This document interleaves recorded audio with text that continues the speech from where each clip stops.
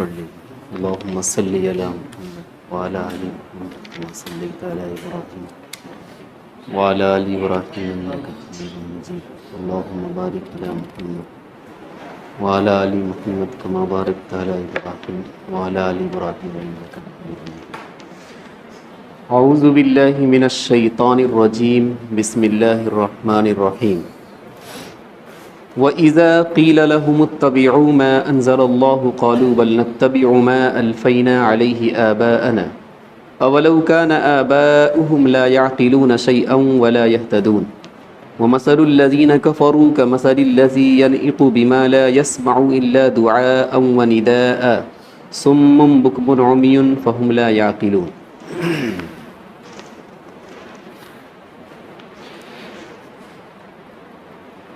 کافروں سے جب کہا جاتا تھا کہ اللہ تبارک و تعالی نے جو کتاب نازل کی ہے اس کی اتباع کرو، تو ان لوگوں کا ایک ہی جواب ہوا کرتا تھا،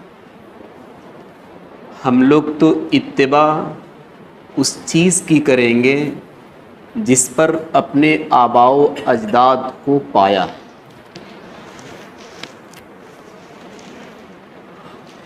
اولو کان آباؤہم لا یعقلون شیئا ولا یہتدون. اللہ تبارک و تعالیٰ نے فرمایا کہ یہ اپنے آباء و اجداد کی اتباع کرنے میں اتنے ہی سخت ہیں کہ اگر ان کے آباء و اجداد عقل بھی نہیں رکھتے ہوں یا کچھ جانتے بھی نہ ہوں تب بھی یہ لوگ اپنے آباء و اجداد کی ہی اتباع کریں گے. یہ مرض ہمارے اس ماحول میں بھی ہے.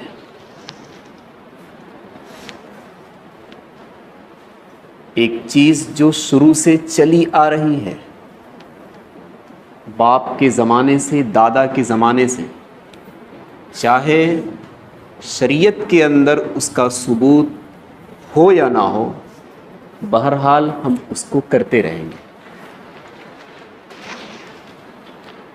اللہ تبارک و تعالیٰ نے صاف فرمایا کہ یہ تو زمانے جاہلیت والی بات ہو گئی کہ جس طریقے پر زمانے جاہلیت کے لوگوں کو کہا جاتا تھا کہ اللہ نے جو کچھ نازل کیا ہے تم لوگ اسے مانو، تو وہ لوگ کہا کرتے تھے کہ نہیں، ہم اپنے آباء و اجداد کو جو کرتے ہوئے دیکھ رہے ہیں ہم اسی کو مانیں گے. ان کے آباء و اجداد کیسے تھے؟ لا یعقلون شیئا، کچھ نہیں سمجھتے تھے، بے عقل. ولا یہتدون، کوئی آسمانی حکم بھی ان کے پاس نہیں تھا، کیسے چلنا ہے کیسے نہیں چلنا ہے. اسی آیت سے اشارہ اس طرف ملتا ہے کہ ہم اور آپ جس کی اتباع کریں یا کر رہے ہیں، ہمیں اور آپ کو دیکھنا چاہیے کہ یہ سمجھ بوجھ رکھتا ہے یا نہیں.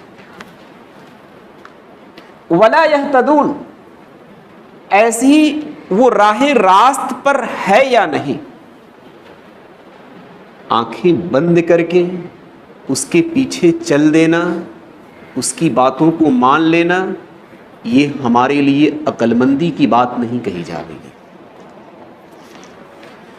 جن آباء و اجداد کی وہ کفار اتباع کرتے تھے، اللہ تبارک و تعالی نے اس کی وجہ بتا دی کہ ان کی اتباع اس وجہ سے صحیح نہیں ہے کہ وہ کچھ عقل نہیں رکھتے تھے، وہ راہ راست پر تھے نہیں. اس سے صاف پتہ چلتا ہے کہ جس کے پاس عقل ہو، اللہ کی طرف سے راہ راست پر ہو، اس کی اتباع کرنے میں کوئی حرج نہیں ہے. پچھلے ہفتے میں نے بات کی تھی تقلید پر کہ کوئی چارہ نہیں، جب تک ہم کسی ایک امام کی اتباع نہ کر لیں ہم یہ کہہ نہیں سکتے ہیں کہ شریعت مطہرہ پر ہم لوگوں نے عمل کیا. نہیں کہہ سکتے، کوئی چارہ ہے ہی نہیں. آج کی تفسیر میں آپ دیکھیں کہ ہم کس کی اتباع کر رہے ہیں۔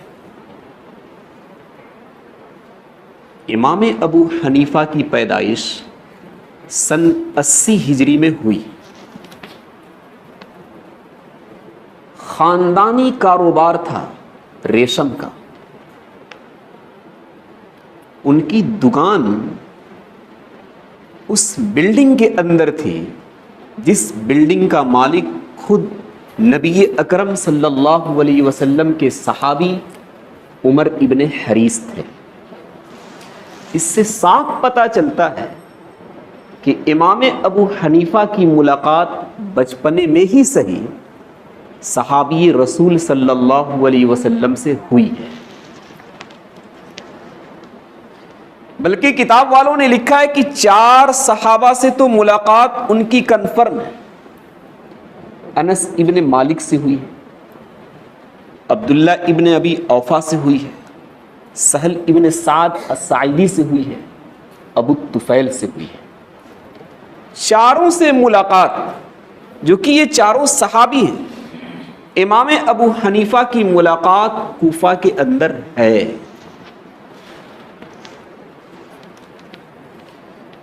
ان کی سوانح کے اندر ایک بات مجھے ملی کہ سن 80 میں یہ پیدا ہوئے، 16 برس کے بعد اپنے والد محترم کے ساتھ حج میں گئے۔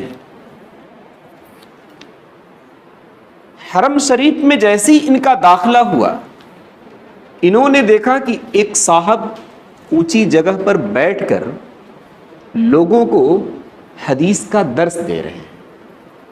اپنے والد محترم سے پوچھا کہ یہ کون ہے؟ والد محترم نے فرمایا کہ یہ فلاں صحابی ہیں جو حدیث کا درس دے رہے ہیں، نبی کا کلام لوگوں کو سمجھا رہے ہیں۔ امام ابو حنیفہ نے فرمایا کہ میرا دل چاہتا ہے کہ میں وہاں تک پہنچوں۔ والد محترم نے راستہ ہموار کیا، وہ وہاں تک پہنچے، ایک حدیث ان سے لی۔ نبی کے واسطے سے اس صحابی نے بیان کیا کہ جس شخص نے دین کے اندر تفقہ اختیار کیا، دین کی سمجھ بجھ حاصل کی، اللہ تبارک و تعالیٰ اس کے بڑے بڑے کاموں کو حل کر دے گا اور رزق ایسی جگہ سے دے گا کہ اسے گمان بھی نہیں ہوگا کہ کہاں سے آ رہا ہے۔ ان کی سوانح کے اندر یہ حدیث موجود ہے۔ اس سے پتہ چلتا ہے کہ جن صحابہ سے ملاقات ہوئی وہ تو الگ تھے ہی، ایک ایسے صحابی سے بھی ملاقات ہے جس سے امام ابو حنیفہ نے خود سبق لیا، حدیث ان سے سیکھی۔ آپ اس سے اندازہ لگا سکتے ہیں کہ امام ابو حنیفہ کس زمانے کے آدمی ہیں۔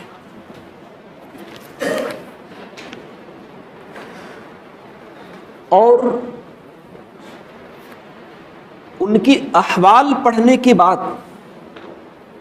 ایسا لگتا ہے کہ ان کے زمانے میں ان سے اچھا شخص تقوی کے اعتبار سے، عبادت کے اعتبار سے، دیانت داری امانت داری کے اعتبار سے کوئی دوسرا شخص نہیں تھا۔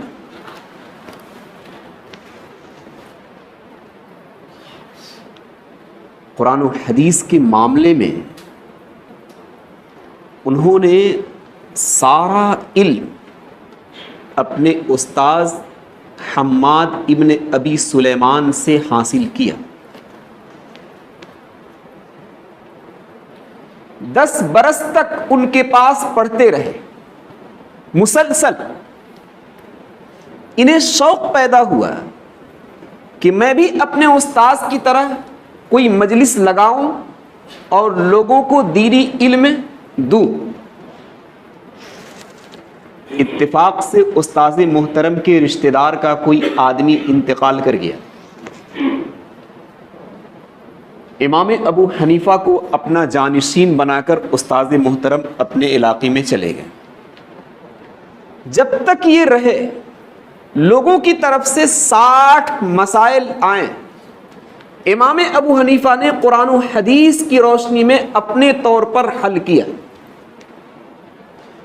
استاذ محترم کے آنے کے بعد یہ سارے سوالات اور اپنے طور پر جو جوابات دیے تھے قرآن و حدیث کی روشنی میں استاذ محترم کے سامنے رکھا.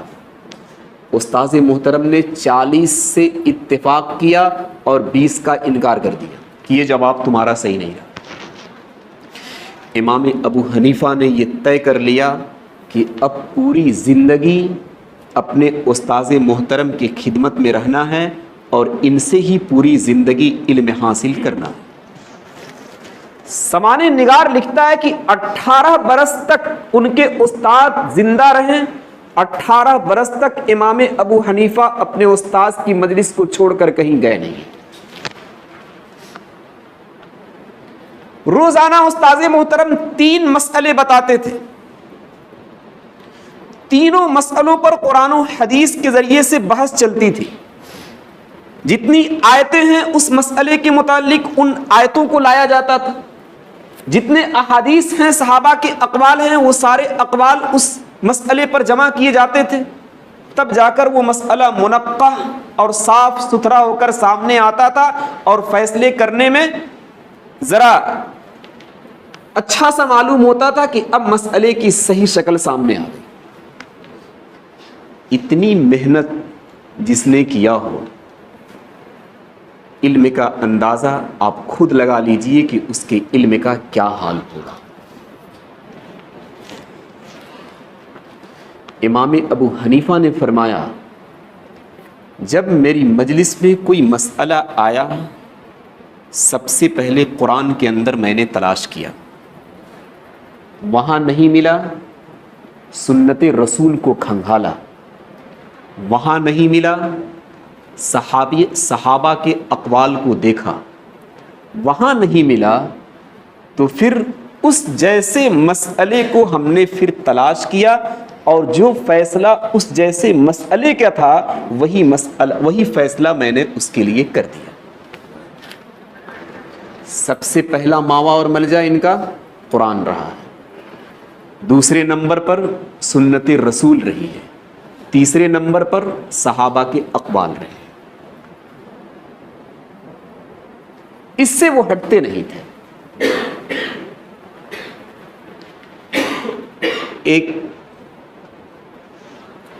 حضرت علی رضی اللہ تعالی عنہ کی خاندان سے نواسے گزرے ہیں, امام جعفر صادق.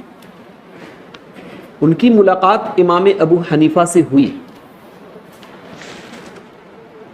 امام جعفر صادق نے فرمایا کہ ابو حنیفہ یہ آپ نے کیا کیا ہے کہ نانا کی احادیث کو الگ آپ نے چھوڑ دیا اور اپنی عقل پر آپ نے بھروسہ کیا. یہ ان کا اشکال تھا, اعتراض تھا. امام ابو حنیفہ نے ان کو بیٹھایا, عرض کیا کہ جتنی عزت آپ کے نانا کی تھی ہماری آنکھوں کے اندر, یعنی نبی اکرم کی, آپ کی بھی عزت ویسی ہے, آپ ان کے خاندان سے. چند سوالات آپ کی خدمت میں ہیں, آپ خود بتائیے گا کہ جوابات کیا ہو سکتے ہیں اور میں نے کیا جواب دیے. امام ابو حنیفہ نے پہلا سوال رکھا, مرد کمزور ہے جسم کے اعتبار سے یا عورت کمزور ہے؟ امام جعفر صادق نے فرمایا کہ عورت کمزور ہے. امام ابو حنیفہ نے فرمایا کہ پھر جب عورت کمزور ہے تو مجھے یہ فتویٰ دینا چاہیے کہ جتنا مرد کا حصہ مل رہا ہے اس کے باپ کی وراثت سے اس سے ڈبل حصہ دیا جائے عورت کو, اس لیے کہ عورت کیا ہے, کمزور ہے. لیکن ہم نے تو یہ فتویٰ نہیں دیا, ہم نے قرآن کی روشنی میں یہ فتویٰ دیا ہے کہ مرد کو ڈبل ملے گا اور عورت کو آدھا ملے گا. تو یہ ہم نے عقل پر بھروسہ کیا یا نانا کی لائی ہوئی کتاب پر بھروسہ کیا؟ دوسرا مسئلہ ان کے سامنے رکھا, عبادتوں کے اندر نماز اہم ہے یا روزہ اہم ہے؟ امام جعفر صادق نے فرمایا کہ نماز اہم ہے. امام ابو حنیفہ نے فرمایا کہ پھر جب ایک عورت حیض سے گزرتی ہے، حیض سے فارغ ہونے کے بعد مجھے کہنا چاہیے تھا کہ نماز اہم ہے، اس لیے اس عورت کو چاہیے کہ جتنی نمازیں چھوٹی ہیں سب نمازوں کی قضا کرے، لیکن ہم نے یہ نہیں کہا۔ ہم نے حدیث کی روشنی میں یہ کہا کہ نماز کی قضا نہیں کرے گی، روزوں کی قضا کرے گی۔ عقل پر عمل کیا یا نانا کے لائے ہوئے قانون پر عمل کیا؟ اس طرح کے سوالات امام جعفر صادق کے سامنے جب امام ابو حنیفہ نے رکھا تو امام جعفر صادق نے فرمایا کہ کسی نے غلط آپ کی بات ہمارے تک پہنچا دیا، آپ کا فیصلہ بالکل صحیح ہے، قرآن و حدیث کے مطابق۔ دیانت داری اور امانت داری کا حال یہ تھا، ریشم کے کپڑوں کا کاروبار تھا۔ ایک دکان رکھنے والا شخص امام صاحب کی دکان سے کپڑا لے گیا بیچنے کے لیے۔ امام ابو حنیفہ نے فرمایا کہ اس کپڑے کے اندر یہ خامی ہے، جسے دینا بتا دینا۔ اس نے بولا بالکل ٹھیک ہے، شاید کہ اسے یاد نہ رہا، بیچ دیا بغیر بتائے ہوئے۔ امام ابو حنیفہ کے پاس جب وہ پیسے آئے تو امام ابو حنیفہ نے فرمایا کہ اس کپڑے میں تو یہ خامی تھی، جسے تو نے دیا اسے بتایا یا نہیں؟ اس دکاندار نے بتایا کہ حضرت میں نے بتانا بھول گیا۔ امام ابو حنیفہ نے پیسے ان سے لیے اور سارے پیسے صدقہ کر دیے۔ ایک شخص نے امام ابو حنیفہ رحمۃ اللہ علیہ سے پوچھا کہ حضرت فلاں کپڑا مجھے چاہیے، ہے تو دے دیجیے۔ امام ابو حنیفہ نے فرمایا کچھ دنوں تک انتظار کرنا پڑے گا، وہ کپڑا آ جائے گا۔ کچھ دنوں کے بعد پھر وہ دوبارہ ملا۔ امام ابو حنیفہ نے فرمایا کہ ہاں وہ کپڑا آ گیا ہے۔ کپڑا سامنے حاضر کیا اور پورا کپڑا 1 درہم کے اندر دے دیا۔ اس شخص نے کہا کہ اتنا اچھا کپڑا، اتنا قیمتی کپڑا 1 درہم میں کیسے؟ کہا کہ نہیں، 1 ہی درہم کا۔ میں نے 2 کپڑے خریدے تھے اور اس وقت 20 دینار اور 1 درہم دیا تھا 2 کپڑوں کا۔ میں جب دونوں کپڑوں کو اپنی دکان میں لایا تو ایک کپڑے کو بیچ دیا 20 دینار میں اور ایک دوسرا باقی رہ گیا، تو اب لامحالہ دوسرا 1 ہی درہم کا ہوگا، اس لیے آپ کے لیے یہ 1 ہی درہم ہے۔ اتنی دیانت کے ساتھ آج کے زمانے میں کون کام کر سکتا ہے؟ اتنی ایمانداری کے ساتھ آج کے زمانے میں کون کام کر سکتا ہے؟ ایک شخص کی شادی لگی، اس نے کسی کپڑے کی مانگ کی، امام ابو حنیفہ نے فرمایا کہ چند مہینوں کے اندر وہ کپڑا میں منگوا دوں گا۔ امام ابو حنیفہ نے اس کے لیے کچھ پیسے مخصوص کیے کہ اس پیسے کو لگایا جائے تجارت میں، بغداد بھیجا کپڑا لانے کے لیے۔ اس پیسے کے ذریعے سے کپڑا لے کر آیا۔ لے کر آنے کے بعد امام ابو حنیفہ نے اس کو بلوایا، کہا کہ یہ کپڑا تم ویسے ہی لے جاؤ۔ کہا کہ یہ کیسے ہوگا؟ کہا کہ جتنے پیسے تمہارے لیے ہم نے مخصوص کیے تھے، جب میں نے اس کو لگایا تو ڈبل فائدہ ہوا، تو اتنے پیسے تو میرے پاس آ گئے، اب اس کپڑے کے پیسے لینے کی مجھے کوئی ضرورت نہیں۔ یہ دیانت کا حال تھا امام ابو حنیفہ۔ عقل اتنی تیز تھی، شاید کہ آج کے زمانے میں بھی ویسی عقل، بلکہ شاید نہیں کسی کی عقل اتنی کام نہیں کرے۔ ایک شخص امام ابو حنیفہ کے زمانے میں عثمان غنی رضی اللہ تعالی عنہ کو یہودی کہا کرتا تھا کہ عثمان غنی کون ہے؟ یہودی ہے۔ امام ابو حنیفہ سنتے رہے۔ جب اس شخص کی لڑکی جوان ہوئی تو امام ابو حنیفہ سے عرض کیا کہ کوئی لڑکا دیکھو، رشتہ لگانا ہے۔ امام ابو حنیفہ نے فرمایا کہ ایک لڑکا ہے، حافظ قرآن ہے، امانت دار ہے، دیانت دار ہے، متقی ہے، پرہیزگار ہے اور ایسے ہی مالدار بھی ہے۔ تو اس شخص نے پوچھا کہ کون ہے وہ؟ کہا عثمان غنی رضی اللہ تعالی۔ اس نے کہا کہ وہ تو یہودی ہے۔ امام ابو حنیفہ نے فرمایا کہ آپ صلی اللہ علیہ وسلم عثمان غنی کو یہودی سمجھ کر 2 لڑکی دیے تھے، ایک کے بعد دیگرے ان کے نکاح میں نبی کی 2 بیٹیاں رہی ہیں، تو کیا عثمان کو یہودی سمجھ کر اپنی لڑکی دیے تھے؟ سمجھو اس کو اچھی طرح کس کو تم یہودی کہہ رہے۔ ایک شخص نے آ کر شکایت کی کہ حضرت میں نے اپنے کمرے کے اندر کہیں مال دفن کر دیا، یاد نہیں آ رہا کہاں دفن کیا۔ امام ابو حنیفہ نے فرمایا کہ تو نے دفن کیا، تجھے یاد نہیں ہے تو مجھے کیسے یاد رہے گا؟ اس کمرے کے اندر 5 شاگردوں کو لے کر گئے اور کہا کہ اگر تم لوگوں کو اپنا اپنا مال چھپانا ہو تو کہاں چھپاؤ گے؟ ایک نے کہا کہ اس جگہ پر، دوسرے نے کہا اس جگہ پر، تیسرے نے وہاں، چوتھے نے وہاں، 5ویں نے وہاں۔ امام ابو حنیفہ نے فرمایا کہ لائن سے جہاں جہاں ان 5 نے بتایا وہاں کھودو۔ تیسری جگہ تک جب پہنچا تو اس کا مال مل گیا۔ ایک شخص نے ایسی شکایت کی کہ میں نے بھی اپنا مال اپنے روم کے اندر دفن کر دیا ہے، کچھ پتہ نہیں چل رہا، یاد نہیں آ رہا کہاں ہے۔ امام ابو حنیفہ نے فرمایا کہ پوری رات نفل میں مشغول رہو، یاد آ جائے گا۔ ہوتا ہے نا، سارا حساب و کتاب ہمارا کب ہوتا ہے؟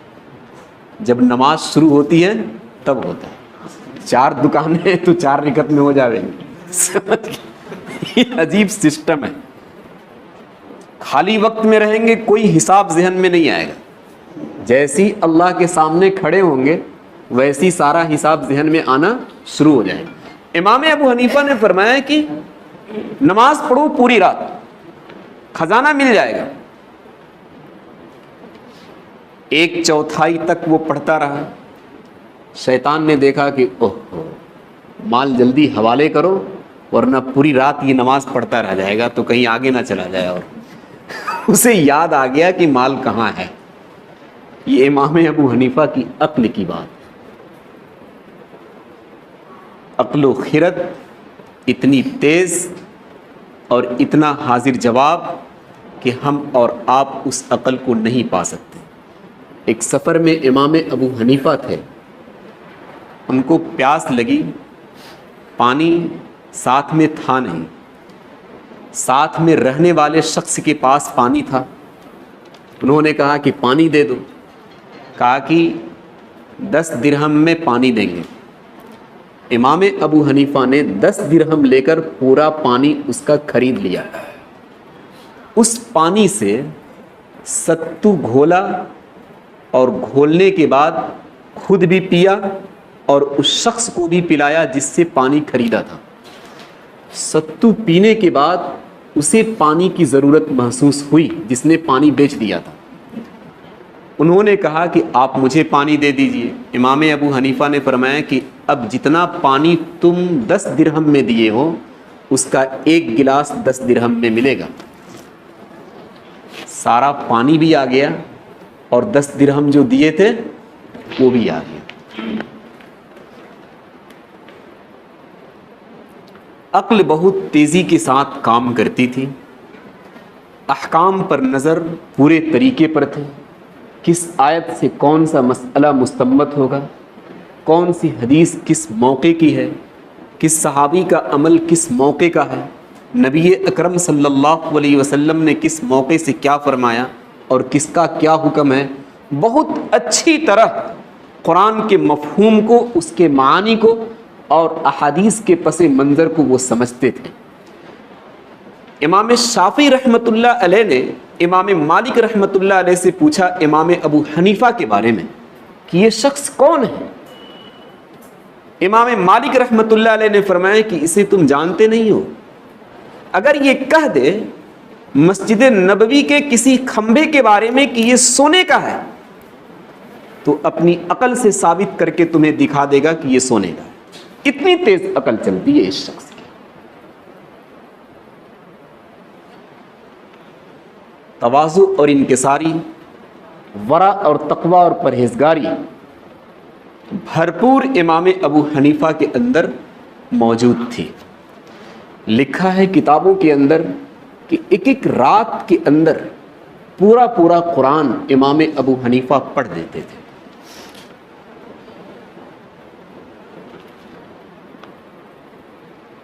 عبداللہ ابن مبارک نے لکھا ہے کہ حماد ابن ابی سلیمان ان کے استاذ کا انتقال ہوا تو وہ اپنا نائب چھوڑ کر گئے۔ ابراہیم نخعی کا انتقال ہوا، وہ اپنا نائب چھوڑ کر گئے۔ امام ابو حنیفہ کا انتقال ہوا، ان کا کوئی نائب آج تک موجود نہیں ہے۔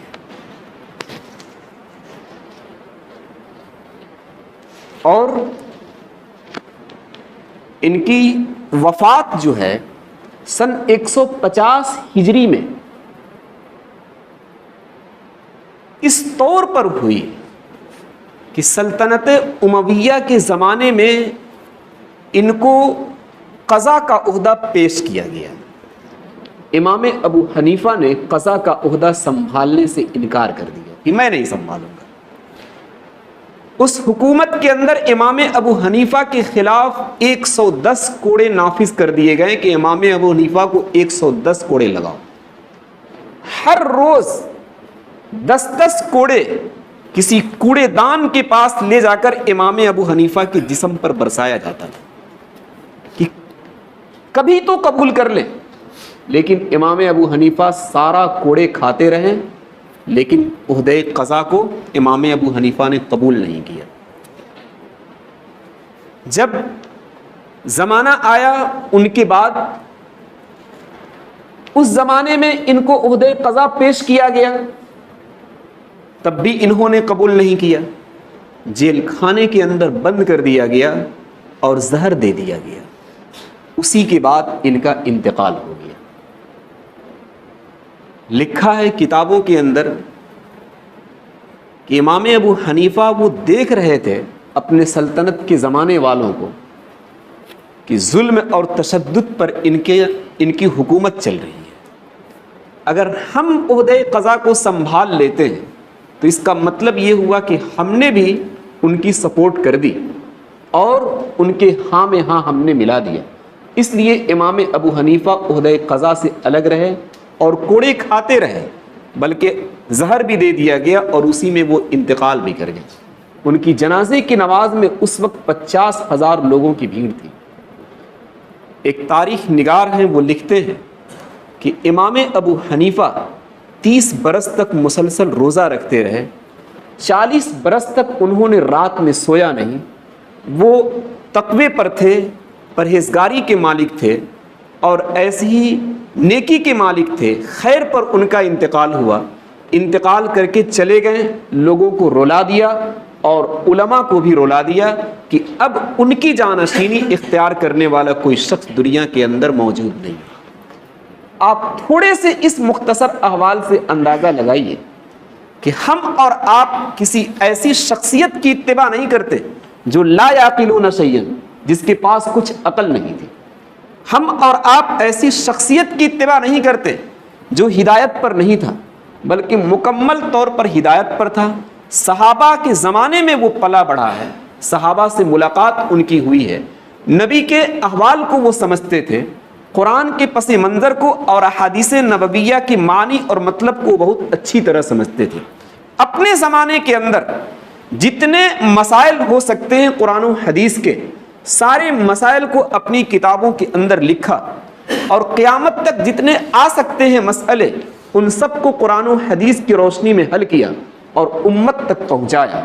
جو ہمیں اور آپ کے لیے ایک ہدایت کا ذریعہ ہے، اگر وہ چھوڑ کر چلے گئے ہوتے تو آپ یقین مانیے کہ قرآن ہمارے سامنے رہتا، لیکن نماز کا مسئلہ بھی حل نہیں ہو سکتا۔